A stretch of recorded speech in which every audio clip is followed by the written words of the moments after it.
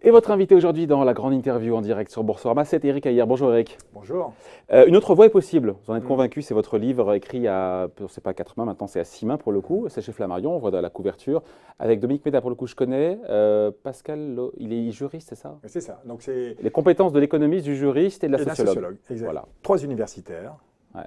Donc c'est ça un peu l'idée. Hein. C'est une autre voie, mais en fait c'est plusieurs voies en termes de discipline. Voilà. Alors on va en parler parce qu'on peut en parler au travers de l'actualité. Ouais, votre livre tombe très bien parce que on a ces revendications des Gilets jaunes qu'on peut qualifier quand même sans trop s'avancer de protéiformes. Mais sur le volet économique, il y a quand même une espèce de socle de propositions sur lequel il semble s'accorder. Baisse des taxes et des impôts, mais pas seulement celles sur les carburants. Un SMIC plus élevé, mettons le SMIC de côté parce qu'on en parlera après. Mais hausse, encore une fois, plus de services publics, donc plus de dépenses publiques. Est-ce qu'on ne se dit pas quand même qu'il faudra faire un peu de pédagogie, c'est-à-dire que ce n'est pas contradictoire de se dire, enfin pas contradictoire, mais que c'est impossible à mettre en œuvre, et c'est là où votre livre prend tout son sens, c'est qu'on fait péter les déficits publics si on fait ça. Et on a un cadre européen qui ne nous permettrait pas dans l'absolu de demander à la fois plus de dépenses publiques et moins d'impôts. En général, on fait ou l'un ou l'autre. Oui. Ou alors on fait comme les Italiens, mais eux, ils partent avec un déficit public qui était beaucoup plus bas que le nôtre. Oui. Allez, je laisse parler maintenant. Non, mais vous avez raison. En fait, alors, ça ne fait pas péter les déficits, ça fait péter les règles budgétaires. C'est un peu différent. C'est-à-dire qu'aujourd'hui, on est un peu tous d'accord chez les économistes maintenant que les règles budgétaires telles qu'elles sont aujourd'hui en Europe ne sont pas bonnes. Elles sont... Le fait d'être en dessous des 3% de déficit public. Alors, c'est ça. Et alors, surtout, c'est dans le calcul de ce déficit. C'est-à-dire qu'aujourd'hui, là, il y a à la fois le CAE et le CAE allemand. Conseil d'analyse économique. Alors, français et le CAE allemand, on va dire. C'est eux qui dépendent du Premier ministre. Voilà, les deux qui dépendent du Premier ministre, qui indiquent, ils ont fait une note commune, ils ont même fait une tribune commune pour dire les règles budgétaires aujourd'hui, telles qu'elles sont, y compris les Allemands, sont d'accord pour dire elles sont procycliques, c'est-à-dire qu'elles tirent vers le bas lorsqu'on est en crise et puis elles soutiennent l'activité lorsqu'on est en haut. Donc c'est surtout pas ces règles budgétaires qu'il faut avoir. Et c'est un peu l'idée, à un moment défendue dans ce livre, c'est-à-dire qu'il faut des règles. On est obligé d'avoir des règles. Parce qu'on ne va pas s'endetter à l'infini. Mais oui, bien sûr. Sauf que il y a le bon déficit et le mauvais déficit. Et votre idée, c'est de virer encore du calcul de Maastricht tout ce qui est investissement public intelligent, c'est ça? Ben oui, parce qu'il est Mais normal. si on virait du déficit, on serait à combien? On est à 2,5 aujourd'hui, 2,6, 2,8, je ne sais pas. On serait à combien si on devait enlever Alors, oui, après, là, qu'est-ce qu'on appelle investissement public? Soit vous avez la version très facile qui est de dire... Ce qui prépare l'avenir. Alors oui, mais comment on le mesure? Soit on dit c'est les comptables nationaux qui nous le disent tous les trimestres, les comptables nationaux ont une définition commune dans tous les pays européens. C'est ça qui est facile. Et donc, ils arrivent à noter ce qui est un investissement public. Et donc, la première facilité, c'est de dire on enlève tout investissement public de ce calcul-là, parce que c'est facile, c'est les comptables nationaux qui le décident. Et alors là, puisque ça représente en France aux alentours entre 4 et 3,5 points de PIB chaque année, vous voyez, puisque là, vous êtes en dessous de 3, vous êtes même en excédent. Oui, mais c'est une vision assez extensive. C'est une version, effectivement. Donc, soit on peut dire, non, il faut quand même rentrer un peu dans le détail de qu'est-ce qu'il y a derrière cet investissement public. Il y a au moins un point de PIB. Il y a au moins un point de PIB, non? Il y a au moins aujourd'hui un point de PIB, mais surtout, il y a des besoins pour l'avenir qui sont bien au-delà de ce point de PIB. Donc il faudrait les sortir. Il faudrait sortir, il faudrait se dire, voyez, si aujourd'hui on considère que la transition écologique c'est un investissement pour l'avenir, vous voyez, il y a toutes les études aujourd'hui nous indiquent qu'il faut au moins pour la France, simplement pour la France, au moins 20 milliards d'euros chaque année. Donc ça veut dire un gros point de PIB uniquement pour la transition écologique. Donc ça veut dire qu'il faut le faire, mais il ne faut pas que ça rentre dans le calcul déficit, sinon on va dire au nom du déficit, on ne va pas se lancer dans ce type d'investissement. Ces requêtes, ces doléances qui peuvent s'entendre prises séparément, mais de se dire on ouvre les vannes des dépenses publiques, il faut baisser les impôts, on se dit que c'est, encore une fois, dans le cadre européen dans lequel on est, ce n'est pas possible. Non, alors oui, mais c'est pas financé par l'impôt, justement. C'est un peu l'idée, c'est de se dire non, c'est normal que ce soit financé par du déficit et de la dette, puisque c'est plutôt les générations futures qui vont bénéficier de ces investissements. Et donc, c'est normal que les générations futures y participent avec leur impôt. Mais c'est-à-dire que, donc, vous voyez que ça ne doit pas être financé aujourd'hui. Donc, effectivement, là, vous pouvez mettre en place des projets d'investissement sans augmenter les impôts aujourd'hui. Non, on parle de baisse d'impôts quand on écoute les Gilets jaunes. Ils nous disent on veut des baisses d'impôts sur le carburant, mais pas seulement, et on veut plus de dépenses publiques. Oui, on a envie de se dire qu'en général, en politique, on mène soit l'un, soit l'autre, mais c'est difficile. Vous avez raison, mais on peut effectivement essayer d'avoir… C'est pas contradictoire, c'est pas irréaliste, encore une fois. Oui, sans doute dit comme ça peut paraître irréaliste, mais il faut rentrer un peu dans le détail. Donc effectivement, on pourrait avoir un meilleur service public en investissant justement dans un certain nombre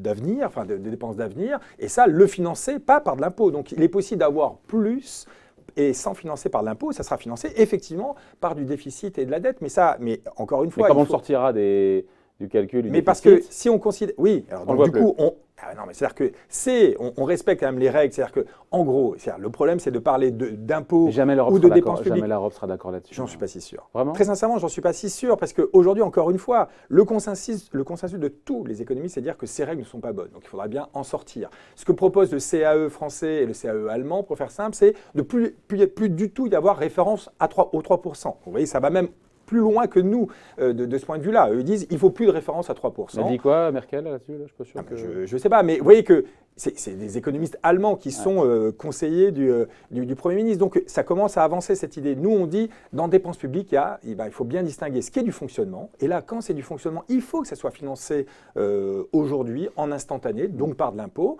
Et donc, il faut avoir zéro déficit. Vous pouvez admettre un déficit en bas de cycle et puis il faut avoir un excédent ensuite. Mais ça veut dire que, globalement, il y a une autre dépense publique qui est une dépense d'investissement. Et là, il est normal que ça soit financé par du déficit et par de la dette. Et ça sera financé par les générations qui vont venir. Ça, c'est normal. Et donc, juste votre commentaire sur toutes les doléances, revendications économiques que vous entendez. Globalement, c'est sensé, c'est fantaisiste, on ne peut pas tout faire.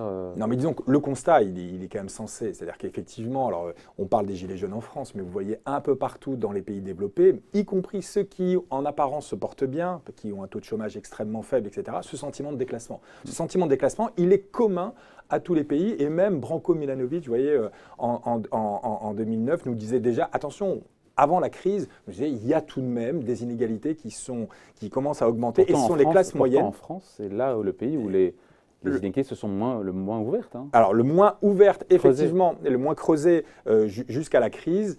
Depuis la crise économique, il faudra quand même refaire le travail. Mais vous avez raison, vous pouvez avoir un peu moins d'inégalités, mais tout de même avoir un sentiment de déclassement. Et les Gilets jaunes, c'est un peu ce sentiment-là. C'est qu'effectivement, c'est pas la classe inférieure, en tout cas les plus modestes, et ils se sentent entre les deux, c'est-à-dire un peu trop riches pour avoir un certain nombre de minima sociaux et de compensations, et puis pas du tout suffisamment riches pour bénéficier des avantages proposés par ce gouvernement-là. Donc ce sentiment de déclassement, il faut l'entendre. De toute manière, il est un peu partout en Europe, mais y compris en dehors de l'Europe, et donc il va bien falloir qu'on prenne des mesures.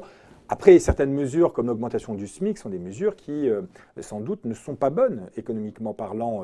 Mais vous voyez que je suis plus si aujourd'hui… SMIC, 1 300 € minimum, on est à 1 180 en net, encore une fois, en net. Qu'est-ce qu'on fait ? Patrick Artus, vous connaissez, je lui disais, mais qu'est-ce qui se passe quand on augmente de 1% le SMIC ? Il me dit, ça fait baisser l'emploi de 1%. Non, mais c'est pas aussi net que cela. Ouais. Non, c'est pas net que ça. Non, mais pourquoi ? Parce que, en fait, effectivement, Patrick Artus, sans doute, mais je ne vais pas parler à sa place, prend les études qui ne regardent que du côté de l'offre. Effectivement, le SMIC, quand vous l'augmentez de 1%, ça fait une augmentation du coût pour l'entreprise. Et donc, ça détruit. Et donc, ça détruit. Et effectivement, l'élasticité, elle n'est pas de 1 dans nos simulations.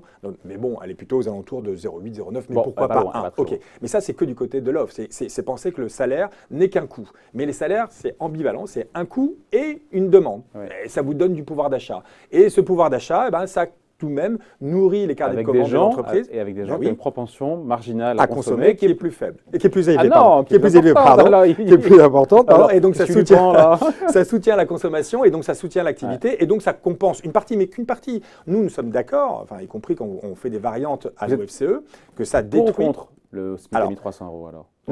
Non. Contre, pourquoi ? Parce que globalement, effectivement, ça détruit des emplois, moins que ce que le dit Patrick Artus, parce que il faut aussi, mais ça il faut rentrer dans une subtilité, regarder que finalement, puisqu'il n'y a pas de diffusion du SMIC, et c'est pour ça aussi que je ne suis pas pour, il n'y a pas de diffusion du SMIC. C'est-à-dire que là, si vous augmentez le SMIC, vous augmentez juste pour un peu moins de 11% des salariés. Donc les autres n'en profitent pas et donc il y a un tassement du coup des salaires. Et alors ce tassement des salaires, ça provoque ce sentiment de déclassement justement, vous vous faites rattraper par le bas et puis il y a le haut qui s'échappe. Et pour les finances publiques, c'est une catastrophe. Alors pas pour les entreprises parce que globalement, puisqu'il y a un tassement des salaires et que les allègements de charges sont en fonction du SMIC, il y a beaucoup plus d'entreprises qui touchent beaucoup plus d'aide.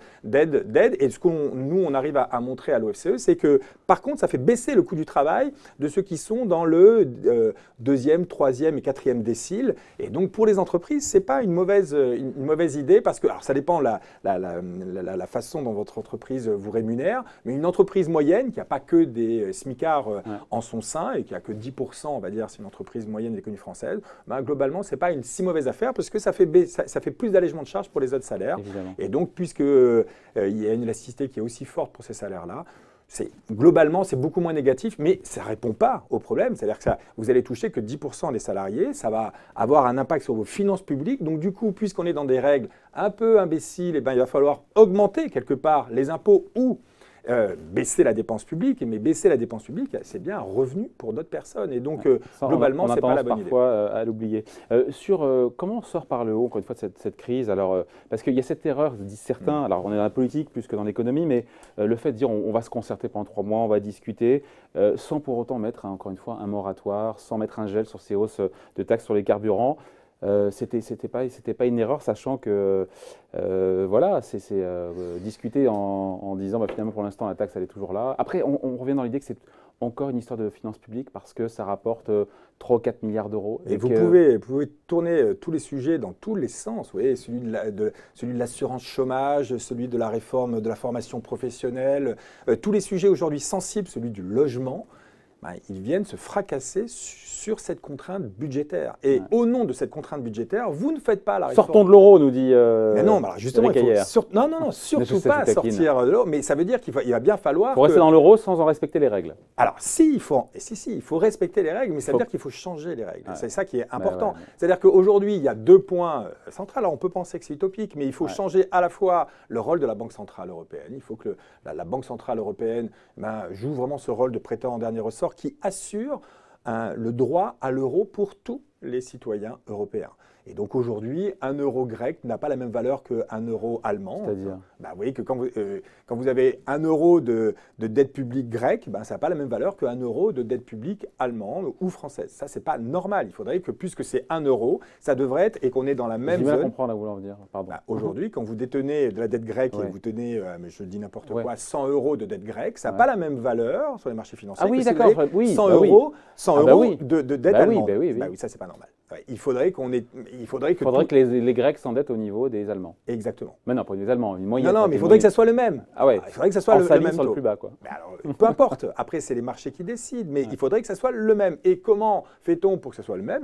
C'est assez simple. C'est la Banque centrale qui assure qu'un euro grec, c'est pareil qu'un euro allemand. Et donc, du coup, la Banque centrale a un rôle centrale, justement, dans ce système. Mais il faut, pour pouvoir qu'elle joue ce rôle de prêteur en dernier ressort, qu'il y ait des règles. Et donc, il faut des règles. C'est indispensable d'avoir des règles. Est-ce que ces règles, c'est les règles d'aujourd'hui avec 3% et surtout 60 points de dette publique, qui sort de nulle part, ce 60 points de dette publique. On ne sait pas pourquoi. Vous voyez, même Reinhard Terregoff, dans l'article où vous avez un peu trafiqué leurs chiffres, ils disaient que c'était 90. Vous voyez que c'était après 90 on y est, là, on y est. Non, mais d'accord, mais c'était certainement pas 60. Et 90, ça a bien été... Les Allemands sont quasiment bientôt à 60. Oh oui, bien sûr. Et l'article de Reinhard Terregoff, on a bien été démontré qu'il était falsifié. Non, encore une fois, économiquement, si le président, et politiquement aussi, n'a pas souhaité mettre en place un gel pendant ces discussions. Après, il y a peut-être le sentiment qui reculait, donner le sentiment qui recule, comment réformer quand on donne le sentiment qu'on recule. Mais encore une fois, le coût pour les finances publiques et cette idée que voilà, ce sont des rentrées fiscales. Et c'est ça en fait, parce que le chiffre de l'IFRAP, je vous allez confirmer, sous la présidence Macron, la fiscalité écolo, la fiscalité verte va augmenter de 17 milliards d'euros. Oui. Waouh, mais c'est colossal. Non, mais alors c'est colossal, oui et non. Qui ne finance pas vraiment, en plus, on mais comprend. Voilà, il est là le problème. Qui ne finance pas vraiment pas la transition énergétique, il finance le budget de l'État.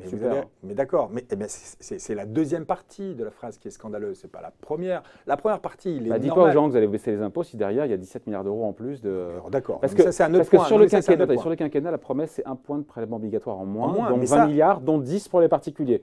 Donc 10 milliards de baisse de la pression fiscale pour les particuliers. Et 17 milliards de plus. Alors, peut-être pas payer entièrement par les particuliers, c'est 17 milliards de fiscalité écologique. Et puis, d'accord, mais il faudra. Mais je crois que ça a été. Enfin, il faudra voir aussi les baisses d'impôts, parce qu'il y a des baisses d'impôts qui sont dirigées vers les ménages. Il y a la taxe d'habitation qui va être supprimée. Vous avez l'ISF qui a été. Non, mais vous avez aussi. Donc, quand vous faites le total, vous taxe pouvez y arriver. Taxe d'habitation, fiscalité verte, c'est quasiment l'une compense l'autre. Les 17 milliards. C'est Mathieu Plane qui disait ça. Je me rappelle, il est chez vous, Mathieu Plane. Mais oui, mais bien sûr. C'est ce que je vous dis. Donc, vous voyez, ça se compense. Et après, vous rajoutez l'ISF, etc. Donc, vous pouvez avoir des baisses d'impôts. Et vous pouvez respecter votre engagement. Mais il n'est pas là le problème. Et donc, c'est pas que la c'est taxation... pas trop lourd, 17 milliards d'euros. Combien payé par les ménages, je ne sais pas en fait. Non, mais, moi, je pense que tout est payé par les ménages. Quand c'est payé par l'entreprise... Ça ne vous choque pas, encore une fois? Vous qui aimez le pouvoir d'achat, de dire il y a 17 milliards, encore une fois? Pourquoi? Parce qu'effectivement... Et puis quand on se compare la fiscalité écologique en France par rapport aux pays industrialisés, 2,2% du PIB contre 1,6% dans les pays équivalents. Non, mais pourquoi être les meilleurs élèves, ceux qui prennent le plus? Parce qu'effectivement, le problème n'est pas l'augmentation de la fiscalité. Le problème est que ça pèse, elle n'est pas juste. Mais oui, se dire qu'aujourd'hui, c'est-à-dire que se dire qu'aujourd'hui, il est normal, compte tenu de la situation environnementale. Maintenant, après, on peut le nier, le fait que la production. Mais si vous pensez qu'il faut changer, on peut lever le pied. Non, pas lever le pied. C'est pas lever le pied qu'il faut, c'est compenser. C'est-à-dire se dire, effectivement, il faut qu'il y ait un signal prix. Moi, je suis pour l'instant encore économiste et les économistes peuvent penser que... Vous avez vu ce qu'ils vous répondent, quand on n'a pas le choix, il faut prendre sa bagnole. D'accord. Et qu'il n'y a pas de transport en commun, le signal prix ne vaut rien. Mais alors si, il faut un signal prix, mais le compenser. Et le compenser de deux manières, soit effectivement, pour les personnes qui n'ont pas le choix, il faut le compenser. Donc là, il y a des chèques énergie. Et donc, c'est pas pour réduire... Il y a des compensations là. C'est insuffisant. Mais oui, mais à peu près les compensations. 500 millions d'euros. Il faudrait qu'elles soient multipliées par 3. C'est simple. Il faudrait qu'elles soient multipliées par 3. Mais au nom. On prend 4 milliards d'un côté et on en rend 1,5 milliard. Mais mais au moins vous envoyez un signal prix. Sur 2019. Mais oui. Et donc il faut mettre une fiscalité écologique et dire ça, on ne change pas de cap. Effectivement, c'est important, mais on le compense financièrement pour ceux qui en ont besoin. Dans un premier temps, financièrement, par un chèque, etc. Et ensuite, on fait, et en même temps, on fait l'investissement. Attends, c'est très français de se dire que... Non, ça, c'est pas français, ça, c'est économique. On prend de la taxe et puis on va le rendre aux gens. Oui. On se dit que c'est une usine à gaz, arrêtez de prendre aux gens, c'est plus simple. Mais non, parce que là, on essaie de changer votre comportement. Si on vous dit, je vais taxer l'essence, mais par contre, je compense. Alors, si tu n'as pas le choix, ça ne change rien. Mais par contre, tu vois bien que, puisque ce que je te donne, ça ne dépend pas de ce que tu as fait et consommé, si tu arrives à changer, tu vas gagner dans l'histoire. C'est-à-dire que tu peux gagner en pouvoir d'achat si, au lieu de prendre ta voiture, tu vas prendre le transport en commun. Et donc, du coup, là, tu as un gain et tu as une incitation. Il y a un côté bonus-malus. Oui, tu as au moins une incitation à le faire. Et ceux qui n'ont pas le choix. Et surtout, on cible sur qui on compense. C'est-à-dire que ce n'est pas celui qui a son gros 4x4 et qui n'est pas obligé de prendre sa voiture, qui lui, si vous baissez la fiscalité sur l'essence, va y gagner finalement. Et donc non, il faut dire, non, la fiscalité sur l'essence et sur le diesel, on continue là-dessus, mais on compense pour les ménages les plus modestes et qui n'ont pas le choix. Donc le président Macron, selon vous, ne doit pas renoncer ces 17 milliards d'euros de taxes supplémentaires? Non, mais il doit, me semble-t-il, et si je pouvais lui donner un conseil, essayer de la rendre beaucoup plus juste et acceptable en termes de justice sociale. Mais dans ces cas-là, pourquoi pas frapper? Je ne suis pas un expert du sujet, mais j'ai lu plein de trucs sur taxer le kérosène, les grandes industries polluantes. Pourquoi ce sont les Français qui payent autant? Alors ça, je suis d'accord. Non mais attendez, ce ne sont pas eux qui émettent le plus de CO2. Ça c'est évident qu'effectivement, taxer le kérosène et taxer le mode avion, ça serait indispensable. Le problème là, c'est un problème, vous allez dire que ce que je vous ai proposé sur la Banque Centrale Européenne, c'est le même problème, c'est que c'est une décision européenne. Voilà. Et donc du coup, pas sûr que la France soit majoritaire là-dessus. Voilà. Mais par contre que l'on pousse ce type de sujet et d'argument, oui, c'est central. Bien sûr qu'il faut taxer le kérosène. C'est indispensable à la fois pour la planète et pour rendre beaucoup plus juste et acceptable ce que l'on demande aux automobilistes. Voilà, on en est. Dans les mesures proposées, tiens, parce qu'on va revenir au bouquin, il est quand même venu pour faire la promo, et c'est normal, il faut lire ce livre. Hein. On va voir la couverture, une autre voie est possible. Chez Flammarion, le modèle social français n'est pas mort, mais vous sortez quand même pas mal de taxes aussi. Alors, vous suggérez de supprimer le CICE, c'est ça, et de mettre ces 20 milliards d'euros au service de la transition énergétique et du système éducatif. J'ai mal lu. Non, le CICE, il est transformé maintenant en baisse de cotisation. Mais on ne revient pas dessus. Donc, non, on ne revient pas dessus. On revient en arrière. Hein, oui, non, mais alors, on est aussi, en gros, pour la stabilité fiscale. C'est-à-dire qu'il y a plein de mesures qui sont prises aujourd'hui, qui n'ont pas notre faveur, mais elles sont prises, Donc là, c'est dire, il faut arrêter. On peut détricoter ce qui a mal été fait. Bien sûr qu'on pourrait le faire, mais c'est un peu complexe de le faire. Et donc, surtout, il y a d'autres solutions. Mais il y a des taxes dans tous les sens. C'est hallucinant. Taxes sur les transactions financières. Il existe déjà en France, mais pas au niveau européen. Taxer les successions. Semaine de 4 jours, ok. TVA européenne, taxation des GAFA sur le chiffre d'affaires pour qu'ils paient le juste impôt, ça c'est cohérent. Donc toujours plus de pression fiscale. Non, il n'y a pas. Non, mais il n'y a pas. Je sais pas. Non, mais on n'a pas fait un chiffrage. C'est pas c'est pas un programme présidentiel, hein, donc on n'a pas chiffré exactement toutes les dépenses. Mais non, il n'y a pas énormément d'impôts. Il y a effectivement les GAFAM. Et effectivement les transactions financières, mais tout ça au service simplement d'investissement et d'investissement pour augmenter justement la qualité à la fois du travail, mais aussi la qualité environnementale. Ouais. Donc si on résume en humide, parce qu'on manque de temps, encore une fois, c'est difficile de te résumer tout ça comme ça, mais l'objectif de votre livre, hein, c'est ça, c'est de reconstruire, encore une fois, ce modèle social pour prendre en compte, on le sait bien, ces Français qui sont délaissés, qui sont les perdants de la mondialisation.